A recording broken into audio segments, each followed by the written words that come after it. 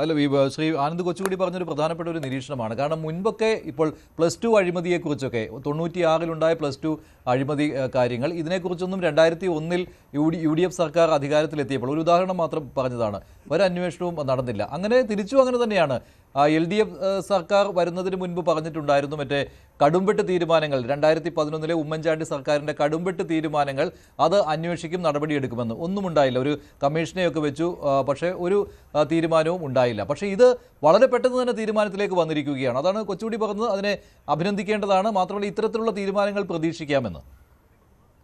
അല്ല, അത് ഇന്ന് നമ്മുടെ പുതുമയാണ് അതാണ്. അതായത് പുതിയ CM തന്നെ പറഞ്ഞൊരു സംഗതിയുണ്ട്. രാഷ്ട്രീയ പകപോക്കലായി ഇതിനെ കാണേണ്ടതില്ല, നേരിട്ട് ആക്ഷനിലേക്ക് പോയിട്ടുമില്ല. അന്നത്തെ കോടതി ഉത്തരവിൻ്റെ പശ്ചാത്തലത്തിൽ അന്വേഷണ കമ്മീഷനെ നിയോഗിക്കാൻ വേണ്ടി തീരുമാനിക്കുകയാണ്. അത് നിയമാനുസൃതം എന്താണോ റിപ്പോർട്ട് ചെയ്യുന്നത് അതിനനുസരിച്ച് മുന്നോട്ട് പോകട്ടെ. ഏത് രീതിയിലാണ് അന്വേഷണം എന്നുള്ളത് ആഭ്യന്തര വകുപ്പ് തീരുമാനിക്കട്ടെ എന്നുള്ളൊരു കാര്യമാണ് ഇന്ന് അദ്ദേഹം പറഞ്ഞിട്ടുള്ളത്. അപ്പോൾ ഒരു കാര്യം ഉറപ്പാണ്, ഏതെങ്കിലും രീതിയിൽ അവിടെ കുറ്റവാളികളാക്കുന്നൊരു സംവിധാനമില്ല. നിങ്ങൾക്ക് ഓർമ്മയുണ്ടാകും, പാലാരിവട്ടം പാലത്തിൻ്റെ രാഷ്ട്രീയ പ്രേരിതമായി കേസെടുത്ത് ഉപദ്രവിച്ച് നിങ്ങൾക്ക് ഓർമ്മയുണ്ടാകും. അതുപോലെയുള്ള ഏതെങ്കിലും നടപടികളിലേക്ക് പോകുന്ന പ്രശ്നമില്ല. ഒരു സൗഹൃദത്തിലാണ് പ്രതിപക്ഷവുമായി മുന്നോട്ട് പോകാൻ ആഗ്രഹിക്കുന്നത്. എന്നാൽ ഏതെങ്കിലും തരത്തിൽ കുറ്റകൃത്യം ചെയ്തിട്ടുള്ള നടപടികൾ കഴിഞ്ഞ സർക്കാരിൻ്റെ കാലത്ത് ഉണ്ടായിട്ടുണ്ടെങ്കിൽ അത് അഴിമതിയാണെങ്കിലും ക്രിമിനൽ കുറ്റമാണെങ്കിലും അത് അന്വേഷണത്തിൻ്റെ ഭാഗമായി കൊണ്ടുവരും. നിയമ നടപടികൾ സ്വീകരിച്ച് കുറ്റക്കാരാണെങ്കിൽ അവർക്ക് നടപടി സ്വീകരിക്കുമെന്നുള്ളതാണ് ആ ദൃശ്യങ്ങൾ. അന്ന് നവകേരള സദസ്സ് ബസ് യാത്രക്കിടെയാണ് ഇങ്ങനെ യൂത്ത് കോൺഗ്രസ് KSU പ്രവർത്തകർ ആ ബസ് തടയുവാനുള്ള ശ്രമം, കരിങ്കൊടി കാണിക്കുവാനുള്ള ശ്രമം മാത്രമായിരുന്നു അന്ന് നടത്തിയത്. നിങ്ങൾ നോക്ക്, ഈ ദൃശ്യം എല്ലാ മാധ്യമങ്ങളും, നിങ്ങൾ ഉൾപ്പെടെ എല്ലാ മാധ്യമങ്ങളും കാണിച്ചതാണ്. ഇപ്പോഴും നമ്മുടെ സോഷ്യൽ മീഡിയയിലും മറ്റൊക്കെ അവൈലബിൾ ആണ്. അതിനുശേഷമാണ് പുനരന്വേഷണത്തിന് ഉത്തരവിട്ടത്. മാത്രമല്ല ആ പുനരന്വേഷണത്തിന് കോടതി ഉത്തരവിട്ടതിന് ശേഷം ആ കോടതി ഉത്തരവിന്മേൽ ഒരു തീരുമാനവും എടുക്കാതിരിക്കുകയായിരുന്നു പിണറായി സർക്കാർ. അത് മാത്രമല്ല, പിണറായി വിജയന്റെ അംഗരക്ഷകരാണ് ഇങ്ങനെ ചെയ്തത്, സുരക്ഷാ ഉദ്യോഗസ്ഥരാണ്, ഗൺമാൻ ഉൾപ്പെടെയുള്ള ആളുകളാണ് ഇങ്ങനെ ചെയ്തത്. അത് മാത്രമല്ല, ആ തല്ലിച്ചതച്ച ആ KSU പ്രവർത്തകൻ AD തോമസ് ഇപ്പോൾ MLA ആണ്. ആലപ്പുഴക്കാർ AD തോമസിനെ നിയമസഭയിലേക്ക് വിട്ടിരിക്കുകയാണ്. ഇല്ല, AD തോമസിനെ അതിക്രൂരമായിട്ടാണ് തല്ലിച്ചതയ്ക്കുന്നത്. തീർച്ചയായിട്ടും ഇത് ആലപ്പുഴയിലെ ഒരു നിയോജകമണ്ഡലത്തിലെ കേസല്ല. ഇപ്പോൾ പയ്യന്നൂർ, തളിപ്പറമ്പ്, അമ്പലപ്പുഴ പോലെയുള്ള അല്ലെങ്കിൽ കൊടുങ്ങല്ലൂർ പോലെയുള്ള LDFന് ഭൂരിപക്ഷമുള്ള മണ്ഡലങ്ങളിൽ ഇടതുപക്ഷ ജനാധിപത്യ മുന്നണിയുടെ ആളുകൾ, CPMൻ്റെ ആളുകൾ വോട്ട് ചെയ്തിട്ടാണ് 102 സീറ്റ് കിട്ടുന്നതും വലിയ ഭൂരിപക്ഷം ഉണ്ടാകുന്നതും. അത് ഇത്തരത്തിലുള്ള സംഗതികൾ കണ്ടിട്ടാണെന്നേ. ഇപ്പം നമ്മൾ വരുന്ന വഴിയിലൊക്കെ നിങ്ങൾ നോക്ക്, പിണറായി വിജയൻ്റെ പടുകൂറ്റൻ കട്ടൗട്ടുകളാണ്. 227 കോടി രൂപയാണത്രേ ഈ പരസ്യത്തിന് വേണ്ടി മാത്രമേ ഇവർ ചെലവഴിച്ചിട്ടുള്ളൂ. കേരളം പട്ടിണി കിടക്കുമ്പോൾ ആശാ വർക്കർമാർക്ക് കൊടുക്കാൻ പൈസ ഉണ്ടായിട്ടില്ല. ഇന്നിപ്പോൾ വർദ്ധിപ്പിച്ചല്ലോ. എന്നാൽ ജയിൽ പുള്ളികൾക്ക് കൊടുക്കാൻ 100 ഇരട്ടി വർദ്ധിപ്പിക്കാൻ 63 രൂപയുള്ളത് 600ഓളം രൂപയാക്കി വർദ്ധിപ്പിച്ചു ജയിൽ പുള്ളികളുടെ ദിവസവേതനം.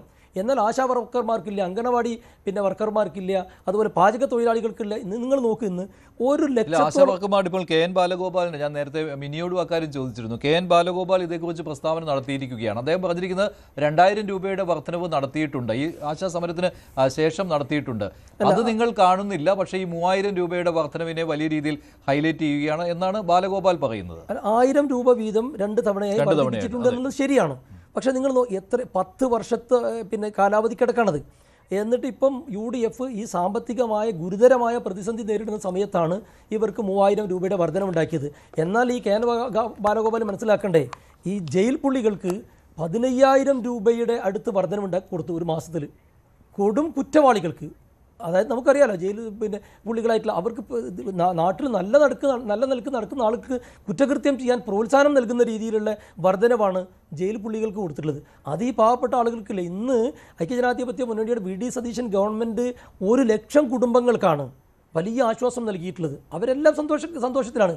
അതിൽ കൂടുതൽ എനിക്ക് തോന്നുന്നത് UDFന് അനുകൂലമുള്ള ആളുകളായിരിക്കാൻ സാധ്യതയില്ല. എന്നാൽ അവിടെ ഒന്നും നോക്കാതെ ഏറ്റവും അടിസ്ഥാന വർഗത്തിൻ്റെ അത്യാവശ്യമായ കാര്യങ്ങൾക്ക് വേണ്ടിയിട്ടാണ് ഈ വലിയ രീതിയിലുള്ള അവരെ ആവശ്യങ്ങൾ അംഗീകരിച്ചിട്ടുള്ളത്. അപ്പോൾ അതുകൊണ്ട് തന്നെ ഇത് UDF സർക്കാരിൻ്റെ ഒരു വലിയ തുടക്കമാണ്. ഇത് പ്രഖ്യാപനങ്ങളിൽ ഒതുങ്ങുമെന്നുള്ള സംശയം താങ്കൾക്കുണ്ടോ? ഇപ്പോൾ സാമ്പത്തിക പ്രതിസന്ധിയിലാണ് സംസ്ഥാനം എന്ന കാര്യത്തിൽ യാതൊരു സംശയമില്ല. നമ്മൾ നെഗറ്റീവായിട്ട് ഇതിനെ കാണുന്നില്ല. കാരണം ആദ്യ മന്ത്രിസഭാ യോഗത്തിൽ തന്നെ സാമ്പത്തിക ബാധ്യത പോലും സർക്കാരിന് ഉണ്ടാകുന്ന വിധത്തിലുള്ള തീരുമാനങ്ങൾ എടുത്തിരിക്കുകയാണ്. അതിലേറ്റവും പ്രധാനപ്പെട്ടത് ആശാ വർക്കർമാരുടെ വേതനമാണ്. 3000 രൂപ ഒറ്റയടിക്ക് കൂട്ടുകയാണ് ചെയ്യുന്നത്. അതോടൊപ്പം തന്നെ അംഗനവാടി ജീവനക്കാർക്ക്, ഹെൽപ്പേഴ്സിനും ഒക്കെ വേതനം കൂട്ടുന്നുണ്ട്. അതിനേക്കാൾ വലുതായിട്ട് ജൂൺ 15 ആകുമ്പോഴേക്കും സ്ത്രീകൾക്ക് KSRTC ബസ്സുകളിൽ സൗജന്യ യാത്ര എന്നുള്ള വലിയ തീരുമാനം വരികയാണ്. അപ്പോൾ ഇത് യാഥാർത്ഥ്യബോധത്തോടു കൂടിയായ ഒരു പ്രഖ്യാപനം എന്ന് തന്നെ താങ്കൾ കരുതുന്നുണ്ടോ, അതോ ഇത് വാഗ്ദാനം നൽകി അതിനാൽ തീരുമാനം എടുക്കേണ്ടി വന്നു എന്നാണോ? ജനാഭിലാഷങ്ങളെ പ്രാവർത്തികമാക്കേണ്ടത് അധികാരത്തിൽ കയറിയ സർക്കാരിന്റെ പ്രാഥമികമായ ചുമതലയാണെന്ന് വിശ്വസിക്കുമ്പോൾ തന്നെ ഇപ്പോൾ ഈ UDF സർക്കാർ എടുത്തിട്ടുള്ള ഈ KSRTCയിലെ സ്ത്രീകളുടെ സൗജന്യ യാത്രയും ഈ 3000 രൂപ ഒറ്റയടിക്ക് വർദ്ധിപ്പിക്കുന്നതും അങ്ങേയറ്റം ദീർഘവീക്ഷണമില്ലാത്തൊരു തീരുമാനമായി എന്നേ പറയേണ്ടു. കാരണം എന്താണെന്ന് വെച്ച് കഴിഞ്ഞാൽ ഈ 3000 രൂപ എല്ലാവർക്ക് 5000 രൂപയ്ക്ക് അർഹതയുണ്ട്. കാലിയായ ഒരു ഖജനാവിനെയാണ് VD സതീശൻ ഏറ്റെടുത്തിരിക്കുന്നത്. ബാലഗോപാലൻ പറഞ്ഞു 3000 കോടി രൂപ ബാക്കി വെച്ചിട്ടാണ് ഞങ്ങൾ ഇവിടെ നിന്ന് പോകുന്നതെന്ന്. മഞ്ജുഷ ശ്രദ്ധിക്കണം. അതായത് കഴിഞ്ഞ മാസം എനിക്ക് വിവരാവകാശ നിയമപ്രകാരം കിട്ടിയത് വെച്ചിട്ട് കുഷ്ഠരോഗികൾക്ക്, എയ്ഡ്സ് ബാധിതർക്ക് എന്ന് വേണ്ട 120 രൂപ തൊഴിലില്ലായ്മ വേതനം കൊടുക്കുന്നവർക്ക് വരെ 6ഉം 8ഉം 10ഉം 12ഉം 24 മാസത്തെ കുടിശ്ശികയാക്കിയിട്ടാണ് ഈ സർക്കാർ പോയിരിക്കുന്നത്. അതിൽ ഏറ്റവും വേദനാജനകമായിട്ടുള്ള സംഗതി എന്താ വെച്ച് കഴിഞ്ഞാൽ പോക്സോ കേസിൽ ഇരകൾക്ക് കോടതി പറഞ്ഞിട്ടുള്ള ഒരു തുകയുണ്ട്. ഇത്ര രൂപ നഷ്ടപരിഹാരം സർക്കാർ കൊടുക്കണം, ഇത്ര തുക പ്രതികൾ കൊടുക്കണം. പ്രതികൾ ഒരിക്കലും കൊടുക്കാറില്ല. ഇത്തരത്തിൽ സർക്കാർ കൊടുക്കേണ്ടതായിട്ടുള്ള തുക 8.6 കോടി രൂപയാണ് കുടിശ്ശിക വരുത്തിയിരിക്കുന്നത് ഈ സർക്കാർ.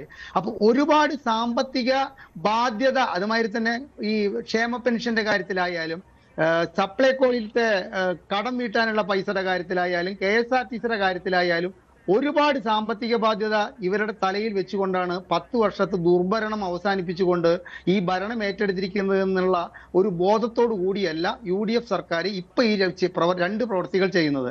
50 കോടി രൂപ KSRTCയിലെ ജീവനക്കാർക്ക് ശമ്പളം നൽകാൻ വേണ്ടിയിട്ട് പ്രതിമാസം സംസ്ഥാന സർക്കാരിന്റെ ഖജനാവിൽ നിന്ന് കൊടുത്തുകൊണ്ടിരിക്കുകയാണ്. 1798 ബസ്സുകൾ കട്ടപ്പുറത്തിരിക്കുകയാണ്. 3500 ബസ്സുകൾ കൃത്യമായി നിത്യേന ഷെഡ്യൂൾ ചെയ്യാൻ കഴിയാതെ KSRTC വലയുമ്പോൾ നിത്യേന യുള്ള യാത്രക്കാരിൽ 55% സ്ത്രീകളാണ്. ആ സ്ത്രീകൾ പൈസ കൊടുക്കാതെ ആ യാത്രയ്ക്ക് ഒരു പരിധി നിശ്ചയിച്ചിട്ടില്ല. ഏതൊക്കെ ബസ്സുകളിലാണെന്ന് പറഞ്ഞിട്ടില്ല. അത് തീരുമാനം വരും കേട്ടോ ശ്രീ MK ഹരിദാസ്, അത് തീരുമാനം വരും. ജൂൺ 15 മുമ്പ് അങ്ങനെ തീരുമാനം വരും. എന്തായാലും ഇതിനൊരു നിബന്ധന സ്വാഭാവികമായിട്ടും ഉണ്ടാകുമല്ലോ, അല്ലാതെ മുഴുവൻ ബസ്സുകളിലും ആയിരിക്കാനുള്ള സാധ്യതയില്ല. അപ്പോൾ അതിനൊരു നിബന്ധന ഉണ്ടാകും എന്തായാലും. അത് വിമർശനം ഏറ്റുവാങ്ങാൻ വേണ്ടിയിട്ടല്ലേ. എന്തുകൊണ്ടാ നിബന്ധന? ഇത്തരത്തിലൊരു സൗജന്യ യാത്ര എന്ന് പറയുമ്പോൾ അത് ഓർഡിനറി ബസ്സുകളിലെ അല്ലെങ്കിൽ ലിമിറ്റഡ് സ്റ്റോപ്പ് ബസ്സുകളിലെ എന്ന് പറയാതെ ഇനിയിപ്പോ അത്തരത്തിൽ കൊണ്ടുവന്നു കഴിഞ്ഞാൽ രൂക്ഷമായ വിമർശനമാകില്ലേ? വാക്ക് പറഞ്ഞിട്ട് മാറി എന്ന് പറയില്ലേ? അപ്പൊ അത്തരത്തിലുള്ള ദീർഘവീക്ഷണക്കുറവിന്റെ പേരിലാണ് KSRTCയിലെ ഈ സൗജന്യ യാത്ര എന്ന് പറഞ്ഞ സ്ത്രീകൾക്ക് പകുതി പൈസയ്ക്ക് യാത്ര ചെയ്യാവുന്ന ഒരു സൗകര്യം ചെയ്തു കൊടുത്തു കഴിഞ്ഞാൽ പോലും അതിൽ അത്ഭുതപ്പെടാനില്ല. ഇനി നോക്കൂ മഞ്ജുഷ്, ഇവരാദ്യം ചെയ്യേണ്ടത്, ഈ VD സതീശൻ ധനകാര്യ വകുപ്പ് ഏറ്റെടുത്ത സ്ഥിതിക്ക് ആദ്യം ചെയ്യേണ്ടത് 4.5 ലക്ഷം കോടിയാണ് സംസ്ഥാനത്തിന്റെ പൊതുകടം എന്ന് പറയുന്നു.